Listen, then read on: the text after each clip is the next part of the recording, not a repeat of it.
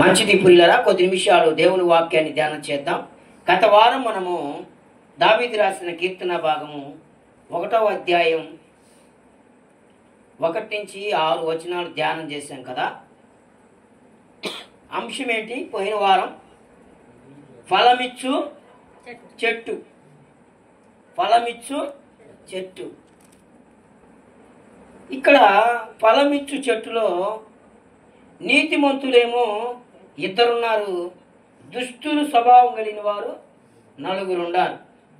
నీతిమంతులు 2 ఉన్నారు, దుష్టు స్వభావం కలిగిన వారు 4 ఉన్నారు. అయితే ప్రభునందు ప్రియులారా, దేవుడు మాట్లాడుతున్నాడు. ఈ 4 దుష్ట స్వభావం కలిగిన వ్యక్తులంట ఈ నీతిమంతుల్ని చెరుపుతారంట. నీతిమంతులు ఏం చేస్తారు?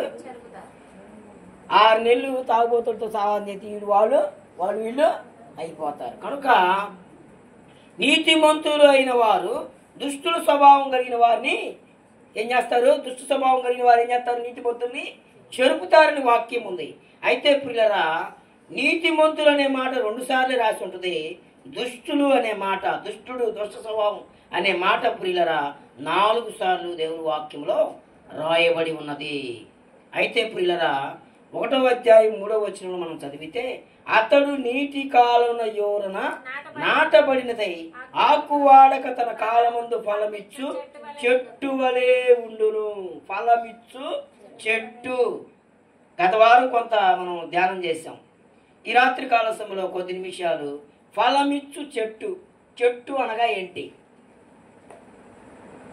చెట్టు అనగా, చెట్టు అంటే ఏముందండి? విత్తనం వేసిన తర్వాత విత్తనం విరిగిపోయి చనిపోయి భూమిలో నుంచి ఒక మొక్కగా బయటికి వచ్చింది. మొక్క పెద్దదై చెట్టుకి 2 కాలాలు ఉన్నాయి.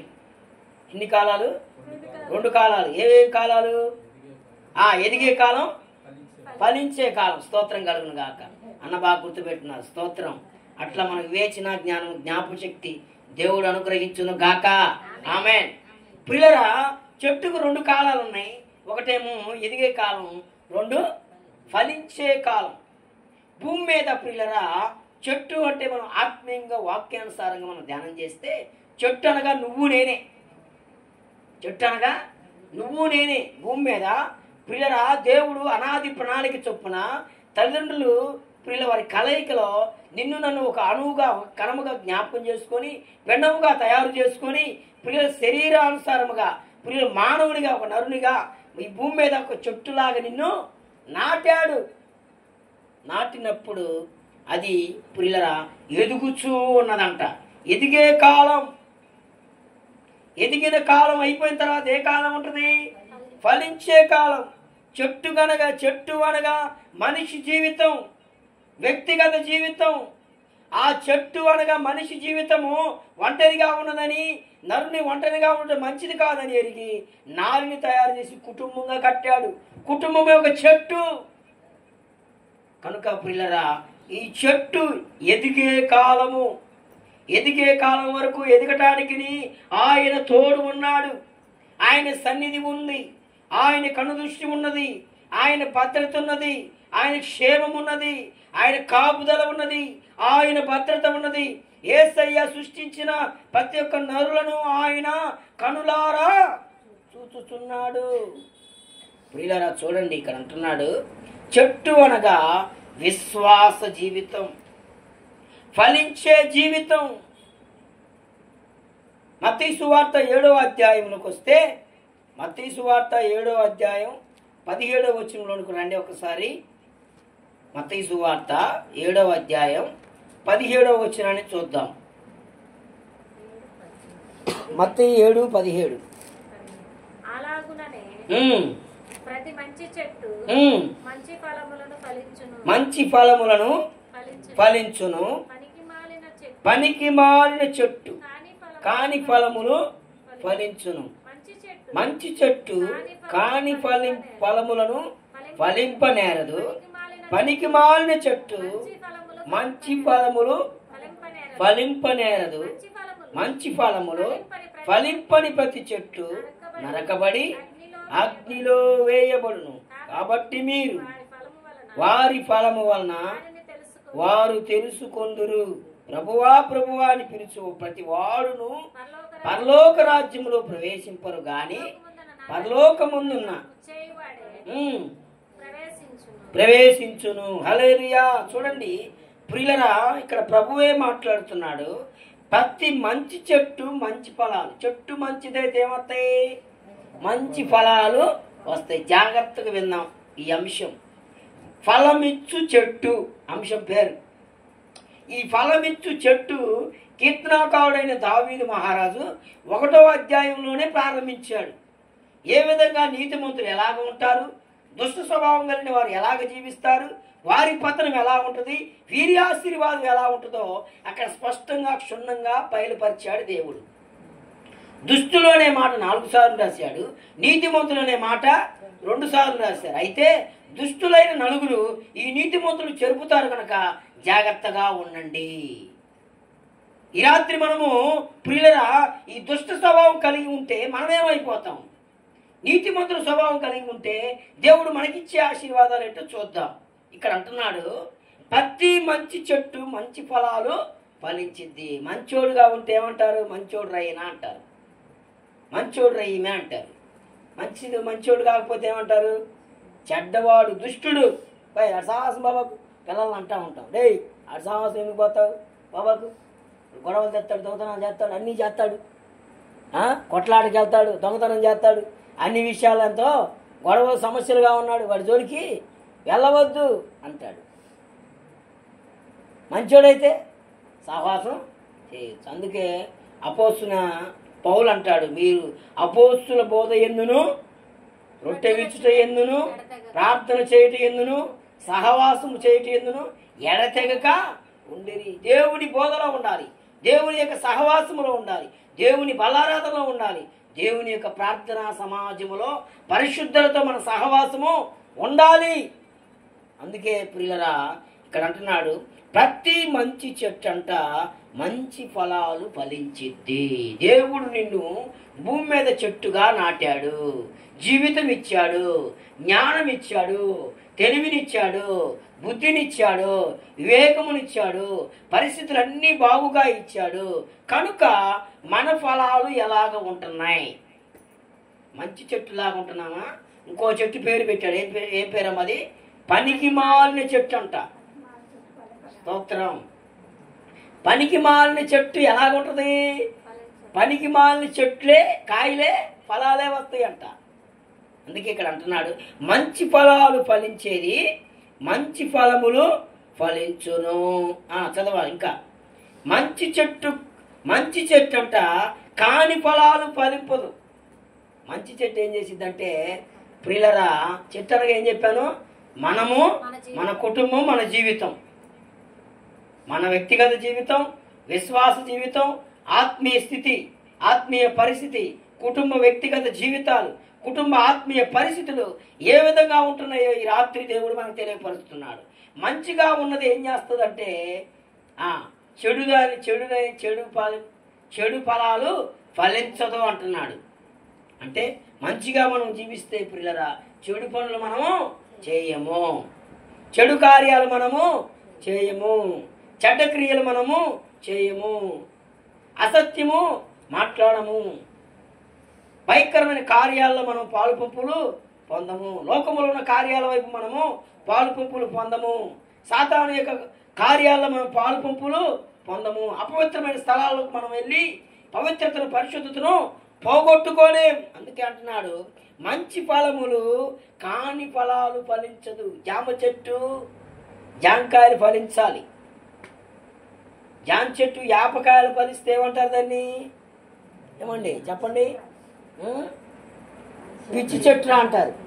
ఏమండి? జామ చెట్టు జాంకాయలు ఫలించాలి కానీ యాపకాయలు ఫలిస్తే, దానిమ్మ చెట్టు యాపిల్ పండ్లు ఫలిస్తే ఏమంటారు?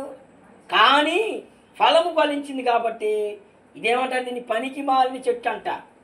అంటే విశ్వాసిగా ఉంటున్న మనము అన్యుల యొక్క ఆలోచనలో, అన్యుల యొక్క తలంపుల్లో, అన్యుల యొక్క కార్యకలాపాలలో, అన్యుల వలె మనం మాట్లాడటం, అన్యుల వలె జీవిస్తాం, అన్యుల వలె కొనసాగటం, దేవుని భయం లేకుండా జీవిస్తే దేవుడు అంటున్నాడు, ఏమని పేరు పెట్టాడు? పనికి మాలిన చెట్టు. స్తోత్రం కలుగు. ఇది వినటానికి ఎట్లుంటుందంటే కష్టంగా ఉంటుంది. ఏది పాస్టర్ గారు చెబుతున్నాడు, ఏ కాడికి ఇప్పుడు ఏమని కోరుకుంటున్నారు? ఆశీర్వదించు, దీవించు, అదిగో మొత్తని పట్టురాలన్న పరలోక దీవెనలో కుమ్మరించబడతాయి, అదిగో నీ దేవుడు నీ మీద కుమ్మరెత్తాడని చెబితే ఇక కూర్చున్నోళ్ళు ఉప్పొంగిపోతారు. స్తోత్రం కలుగును గాక. హల్లెలూయా. ఇలాంటివి చెబితే కొంచెం మూతి వంకర, ముడ్డి వంకర, తల వంకర. స్తోత్రం కలుగును గాక. ఇక్కడ కాదుగండి, చాలా చూశాను నేను. కనుక పిల్లరా చూడండి, పనికి మాలిన చెట్టు ఏం చేసిద్దంట? తన ఫలము కాని ఫలాలని ఫలిచ్చిద్ది. స్తోత్రం కలుగును గాక. చూడండి ఇంకేమంటున్నాడు చూడండి, ఇంకా చదువు అక్కడ. పనికి మాలిన చెట్టు మంచి ఫలములు ఫలింపనేరదంట. మంచి ఫలాలు ఫలించే చెట్టు ఏం చేసిందంటే తన కాని ఫలాలు ఫలించదు. అంటే ఏముంటుంది మంచి చెట్టుకి? మంచి అనేదే ఉంటుంది. గోధుమ పంట అయితే గోధుమే వచ్చిద్ది, వరేస్తే వరే వచ్చిద్ది, జామ చెట్టు జామకాయలే వస్తాయి, యాపిల్ పండు యాపిల్ కాయలే వస్తాయి, దానిమ్మ చెట్టు దానిమ్మ ఫలాలే ఫలించిద్ది. నువ్వు ఏది విత్తుతావో అదే కోస్తావు. కనుక ప్రియుల ఫలాలు అనగా ఆత్మీయ జీవితం, ఆత్మ ఫలాలు. ఫలాలు ఏంటో చూద్దాం. గలతీయులకు రాసిన పత్రిక 5వ అధ్యాయం చూడండి. అమ్మ తీయండి, చదవని, మనకు వచ్చు, అందరికి రావాలిగా. గలతీయులకు రాసిన పత్రిక 5వ అధ్యాయం. ఏ ఫలాలు? నువ్వు మంచి చెట్టుగా నీవు ఉంటే ఈ ఫలాలు మనం ఫలించాలి. గలతీయులకు రాసిన పత్రిక 5వ అధ్యాయం 18 నుంచి చదవండి. 5:20 నుంచి చదవండి. చదవండి.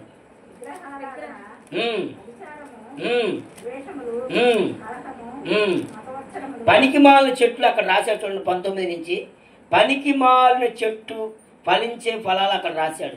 శరీర కార్యములు స్పష్టమైనవి, అవేమనగా జారత్వము, అపవిత్రత, కామకత్వము, విగ్రహారాధన,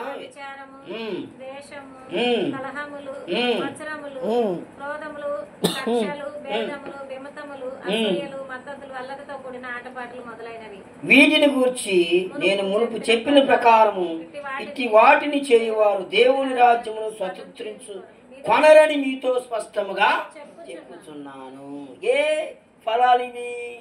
పనికి మాలిన చెట్టు ఫలించే ఫలాలు. స్తోత్రం కలుగు గాక. ఆమేన్. హల్లెలూయా.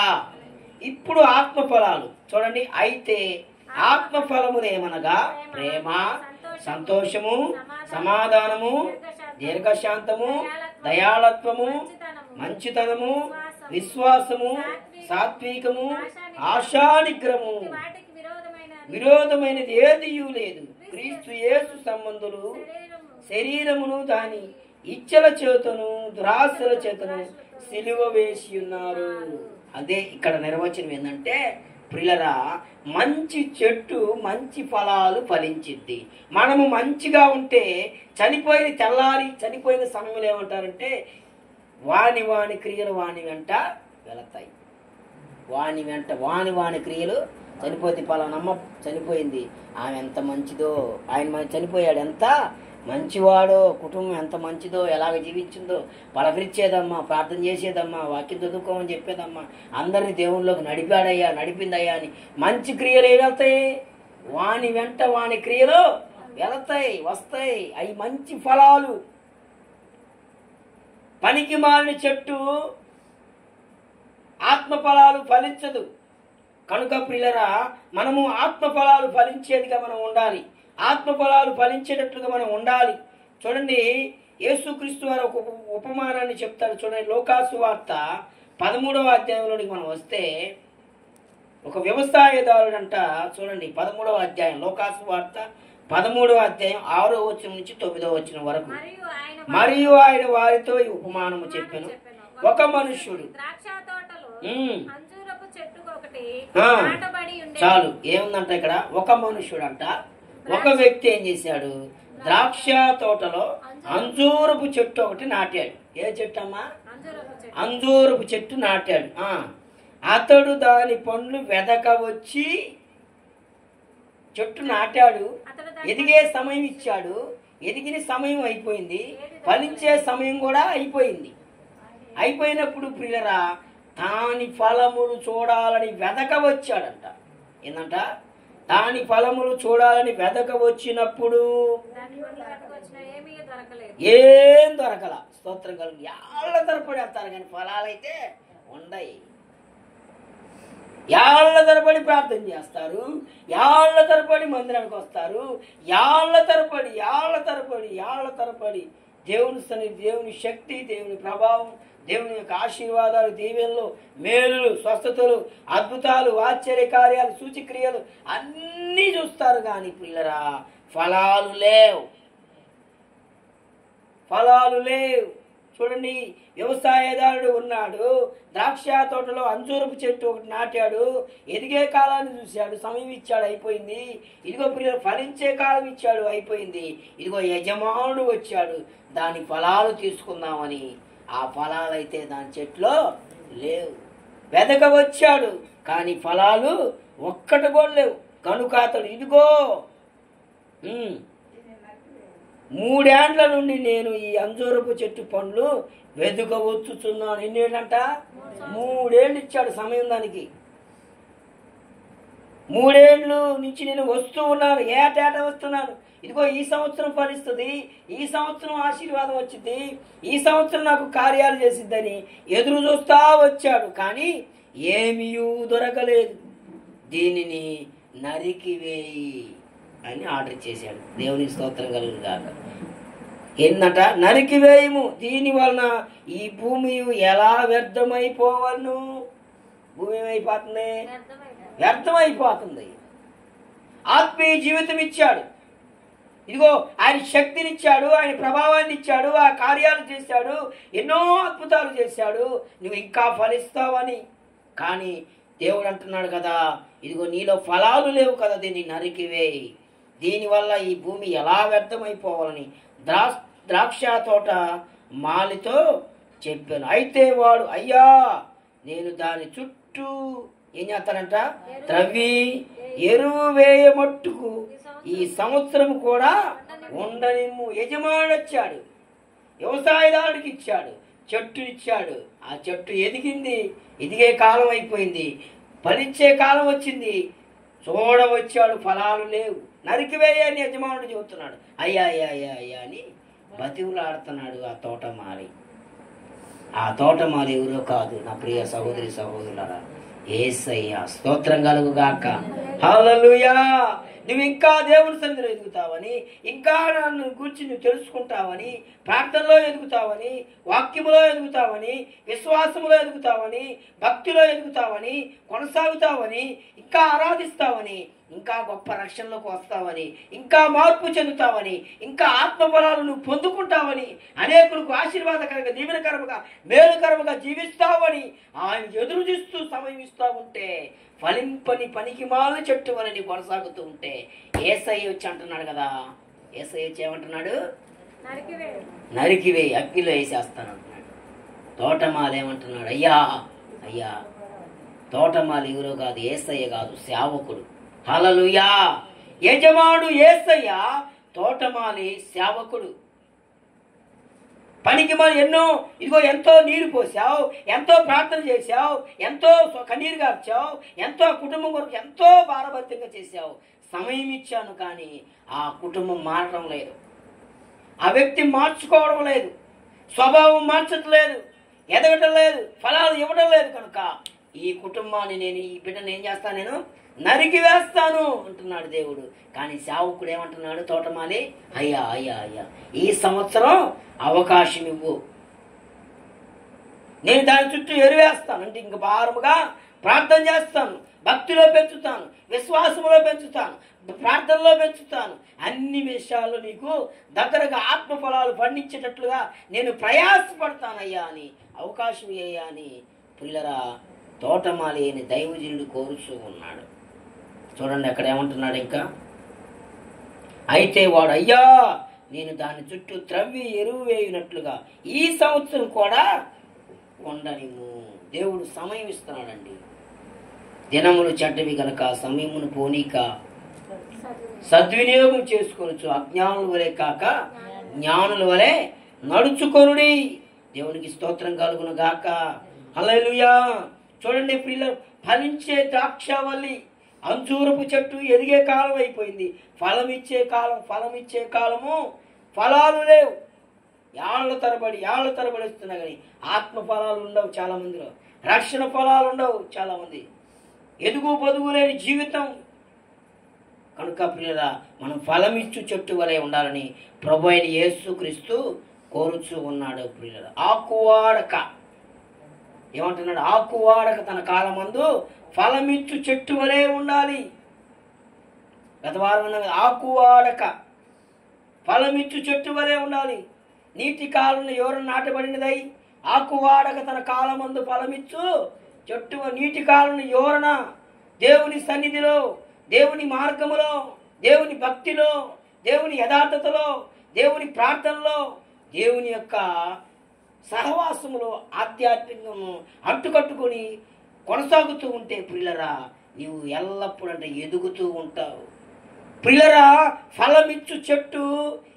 ఈ బైబిల్ గ్రంథంలో భక్తులు ఉన్నారు. అబ్రహాము ఉన్నాడు ప్రియులరా, ఫలమిచ్చు చెట్టు. ఏ చెట్టు అంటే అది? అబ్రహాం అనే చెట్టు ఫలమిచ్చు చెట్టు. విగ్రహారాధనలో నుంచి వచ్చాడు, బొమ్మల వ్యాపారం నుంచి వచ్చాడు. దేవుని శక్తి ఎవరో తెలియదు. దేవుడు అయ్యా, నేను తయారు చేస్తున్న ఈ బొమ్మల్లో దేవుడు లేడు, ఎక్కడున్నాడు దేవుడు అని ప్రియులరా అబ్రహాం అంట కనులెత్తి చూస్తూ ఉన్నాడంట ఆకాశం వైపు. నేను ముగిస్తాను. ఆకాశం వైపు ఎదురు చూస్తూ, నువ్వు నిజమైన దేవుడు అయితే నాకు కనిపించు, నాతో నువ్వు మాట్లాడని అబ్రహాం అనే మనిషి దేవుడు, నిజమైన దేవుడు ఎవరో ఎదుగుతూ ఉన్నాడు. స్తోత్రం కలుగుగాక. కేక వేస్తూ ఉన్నాడు, పిలుస్తూ ఉన్నాడు. అప్పుడు ఆకాశం నుంచి తెరవబడి ఇదిగో దేవుని స్వరం వినబడుతుంది. అబ్రామా, అబ్రామా, నీవు లేచి నీ బంధువుల ఇంట నుండి, ఈ దేశం నుండి లేచి నేను చూపించు దేశానికి వెళ్ళు, ప్రాంతానికి వెళ్ళు. ఇదిగో నేను గొప్ప జనంగా ఆశీర్వదిస్తా. హల్లెలూయా. చెప్పండి హల్లెలూయా. అబ్రహాము ఇదిగో మనిషే, ఎరగని వ్యక్తి. దేవుడు ఏంటో తెలీదు, దేవుని శక్తి ఏంటో తెలీదు, దేవుని బలం ఏంటో తెలీదు, దేవుడు ఏం చేయగలడో తెలీదు, ఏం తెలీదు, 0 మనిషి. కానీ అబ్రహాము నిజమైన దేవుడు ఎవరో తెలుసుకోవాలని ఆశ కలిగింది. పనికిరాని చెట్టు అబ్రహాం, విగ్రహారాధికుడండి. తెలియదు, ఎవరో తెలియదు, దేవుడు ఎవరో తెలియదు. ఇదిగో తన తల్లిదండ్రులు ఏం చేస్తా ఉన్నారు? బొమ్మలు తయారు చేసుకుని బొమ్మలు అమ్ముకుంటూ జీవిస్తూ ఉన్నారు, గడుపుతూ ఉన్నారు. ఆ యొక్క ప్రాంతంలో భయంకరంగా ఉంటుంటే ఒకరోజు పరిశుద్ధాత్మదేవుడు అతని హృదయాన్ని రేపినప్పుడు నిజమైన దేవుడు ఎవరు అని ఆకాశము తట్టు కేకలు వేయగా యేసయ్య పిలుపు వచ్చింది. స్తోత్రం. హల్లెలూయా. నువ్వు దేవుడు ఎవరో గుర్తెరగాలని నువ్వు ఆశపడితే ఆయన నీతో మాట్లాడతాడు. హల్లెలూయా. ఆయన మాట్లాడే దేవుడు. అబ్రహాము అనేకులకు ఆశీర్వాదకరంగా మార్చబడ్డాడు. ప్రియులారా చూడండి, అబ్రహాము 4 దిక్కులుగా ఆశీర్వదించబడ్డాడంట. అబ్రహాము సంతానంలో నుంచి 100 ఏండ్ల వయసులో నుంచి ప్రియులరా సంతానం లేని పరిస్థితుల్లో ఉన్నప్పుడు, భయంకరమైన పరిస్థితుల్లో ఉన్నప్పుడు ప్రియులరా అబ్రహాము దేవుణ్ణి నమ్మాడంట. ఎవరు నమ్మాడు? పిలిచిన యేసయ్యను పిలిచాడు, యేసయ్యను నమ్మాడు, యేసయ్యలో ఉన్నాడు, యేసయ్యతో కొనసాగాడు. ప్రియులరా అబ్రహాములో నుంచి సంతానం వచ్చేసింది, ఇస్సాకు వచ్చేసాడు. హల్లెలూయా. ఇస్సాకు ఫలమిచ్చు చెట్టుగా ఎదిగాడు. కరువు కాలంలో ఉంది, భయంకరం కరువు వెంబడిస్తూ ఉంది, సమస్యలు వస్తూ ఉన్నాయి, శత్రువులు తరుముతూ ఉన్నారు. ఇదిగో ప్రియులరా అబ్రహాము తన తండ్రి తీసిన బావులను శత్రువులు ఏం చేశారు? పూడ్చివేశారు. ఆ బావులన్నీ ఇస్సాకు తెరిపించాడు, జలలు గల ఓటలు ఇచ్చాడు. ఇస్సాకు అంటే ప్రియులరా ఆ యొక్క కరువులో ఎత్తున వేసినప్పుడు 30 తంతులుగా 60 తంతులుగా 100 క్రమక్రమముగా ఇస్సాకు ఫలమిచ్చు చెట్టుగా మారాడు. హల్లెలూయా. అబ్రహాము నిజదేవుడు ఎవరో కనుక్కున్నాడు. అబ్రహాము నిజదేవుడు ఫలమిచ్చు చెట్టులోకి వచ్చాడు. అబ్రహాముతో పాటు ఇస్సాకు వచ్చాడు. ఇస్సాకు కూడా క్రమక్రమముగా ఎదిగాడు. ఇస్సాకుతో పాటు ప్రియులరా యాకోబు అనే మనిషి ఉన్నాడు. వీళ్ళు మనుషులే, మనలాగా విశ్వాసులే, మనలాగా దేవుని ఎరిగిన వారే ప్రియులరా. ఇదిగో యాకోబు అనే వ్యక్తి కూడా ప్రియులరా ప్రార్థన చేశాడు. అయ్యా, నా పరిస్థితి పనికిమాలిన పరిస్థితి, మోసకరమైన పరిస్థితి, దిగజారిపోయిన పరిస్థితి, మోడుబారిపోయిన పరిస్థితి, ఈ పరిస్థితులను ఎలాగ రావాలయ్యా అని, అయ్యా నా దిక్కు నీవే, నా తండ్రి అయిన దేవుడా, నా పితరులైన దేవుడా అని మొరపెట్టి ప్రార్థన చేశాడు. యాకోబును ఇసుక రేణుల వలె ఆశీర్వదించాడు.